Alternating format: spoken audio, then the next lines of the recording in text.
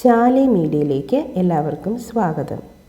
വളരെ എളുപ്പത്തിൽ തയ്യാറാക്കാൻ പറ്റിയ രുചികരമായ വെളുത്തുള്ളി അച്ചാറാണ് ഇന്നത്തെ വീഡിയോയിൽ. അച്ചാറിന് ആവശ്യമായ വെളുത്തുള്ളി തോലെല്ലാം കളഞ്ഞ് എടുത്തിട്ടുണ്ട്.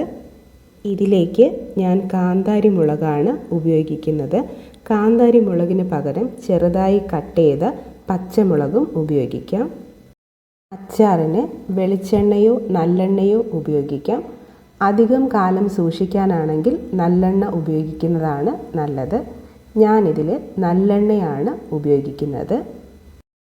എണ്ണ നന്നായി ചൂടായി വരുമ്പോൾ 1 ടീസ്പൂൺ കടുകിട്ട് പൊട്ടിയതിന് ശേഷം വെളുത്തുള്ളി എണ്ണയിലേക്ക് ചേർത്ത് കൊടുക്കാം. ഈ എണ്ണയിൽ കിടന്ന് തന്നെ വെളുത്തുള്ളി വെന്ത് വരണം. മുഴുവനായി വേകണ്ട, പകുതി വേഗമാകുന്നത് വരെ വെളുത്തുള്ളി വേവിച്ചെടുക്കണം. വെളുത്തുള്ളി ചെറുതായൊന്ന് വാടി വരുമ്പോൾ അതിലേക്ക് എടുത്തു വെച്ചിരിക്കുന്ന കാന്താരി മുളക് ചേർത്ത് കൊടുക്കാം. കാന്താരി മുളകിന് പകരം പച്ചമുളകാണെങ്കിൽ കട്ട് ചെയ്താണ് ചേർത്ത് കൊടുക്കേണ്ടത്.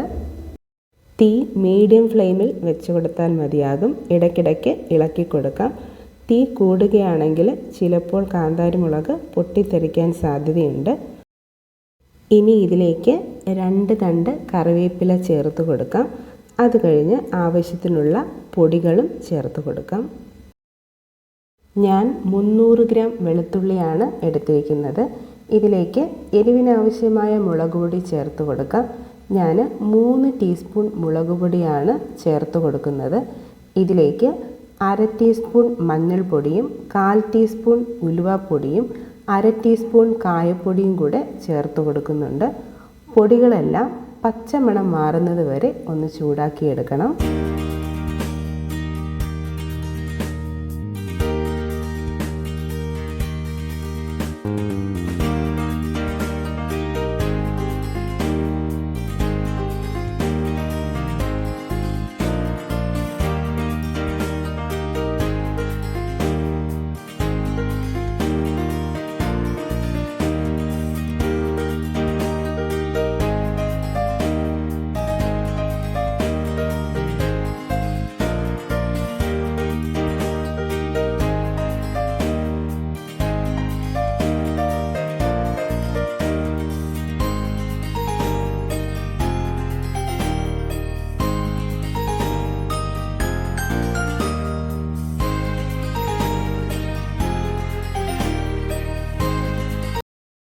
ഈ സമയം അച്ചാറിനാവശ്യമായ ഉപ്പ് ചേർത്ത് കൊടുക്കാം. ഞാൻ പരലുപ്പാണ് ചേർത്ത് കൊടുക്കുന്നത്. പരലുപ്പോ പൊടിയുപ്പോ ആവശ്യത്തിന് ചേർത്ത് കൊടുക്കാം. ഇതിലേക്ക് ചെറിയൊരു കഷ്ണം ശർക്കരയും ചേർത്ത് കൊടുക്കുന്നുണ്ട്. ശർക്കര ഇല്ല എങ്കിൽ അതിന് പകരം 1/2 ടീസ്പൂൺ പഞ്ചസാര ചേർത്ത് കൊടുത്താലും മതിയാകും. ഇതെല്ലാം കൂടെ നന്നായി മിക്സ് ചെയ്തെടുക്കുക. ഇനി അവസാനമായി വിനാഗിരിയാണ് ചേർത്ത് കൊടുക്കേണ്ടത്. 1/4 കപ്പ് വിനാഗിരിയാണ് ചേർത്ത് കൊടുക്കുന്നത്. വിനാഗിരി ചേർത്ത് കൊടുത്തതിന് ശേഷം 1 മിനിറ്റെങ്കിലും ചെറിയ തീയിൽ വെച്ചിരിക്കുക. അതിനുശേഷം തീ ഓഫ് ചെയ്ത് കൊടുക്കാം. അച്ചാർ നന്നായി തണുത്തതിന് ശേഷം മാത്രം ഈർപ്പമില്ലാത്ത ബോട്ടിൽ അടച്ച് സൂക്ഷിക്കാം. കൂടുതൽ നാൾ കേടുകൂടാതിരിക്കണമെങ്കിൽ അച്ചാർ ഫ്രിഡ്ജിൽ സൂക്ഷിക്കണം.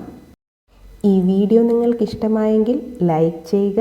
എൻ്റെ ചാനൽ ഇതുവരെ സബ്സ്ക്രൈബ് ചെയ്യാതെയാണ് ഈ വീഡിയോ കാണുന്നതെങ്കിൽ സബ്സ്ക്രൈബും ചെയ്യുക. അതുപോലെ തന്നെ തൊട്ടടുത്ത് കാണുന്ന ബെൽ ബട്ടണിലെ ഓൾ എന്ന ഓപ്ഷനും കൂടി ഒന്ന് എനേബിൾ ചെയ്ത് വെക്കുക. എങ്കിൽ മാത്രമേ ഞാൻ അപ്ലോഡ് ചെയ്യുന്ന വീഡിയോസ് അപ്പോൾ തന്നെ നിങ്ങൾക്ക് നോട്ടിഫിക്കേഷനായിട്ട് ലഭിക്കുകയുള്ളൂ. Thank you.